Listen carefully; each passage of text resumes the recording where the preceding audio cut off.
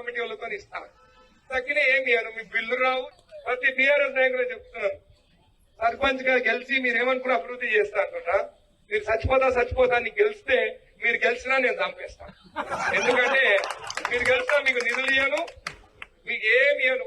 ఇంద్రమ్మ ఇల్లు నా ఇంద్రమ్మ కమిటీ వాళ్ళతో ఇస్తాను. తగ్గిన ఏమి అను మీ బిల్లు రావు. ప్రతి బీఆర్ఎస్ నాయకులు చెప్తున్నాను, సర్పంచ్ గా గెలిచి మీరు ఏమనుకున్న అభివృద్ధి చేస్తా అనుకుంటా. మీరు చచ్చిపోతా అని గెలిస్తే మీరు గెలిచినా నేను చంపేస్తాను. ఎందుకంటే మీరు గెలిచినా మీకు నిధులు ఇయ్యను, మీకు ఏమి ఇయ్యను. ఇంద్రమ్మ ఇల్లు నా ఇంద్రమ్మ కమిటీ వాళ్ళతో ఇస్తాను. తగ్గిన ఏమి అను మీ బిల్లు రావు. ప్రతి బీఆర్ఎస్ నాయకులు చెప్తున్నాను, సర్పంచ్ గా గెలిచి మీరు ఏమనుకున్న అభివృద్ధి చేస్తా అనుకుంటా. మీరు చచ్చిపోతా అని గెలిస్తే మీరు గెలిచినా నేను చంపేస్తాను. ఎందుకంటే మీరు గెలిచినా మీకు నిధులు ఇయ్యను. చచ్చిపోతా అంటూ మీరు గెలిచినా కూడా నేనే చంపేస్తా అంటే ఏ రకంగా చంపేస్తా అంటున్నాడు?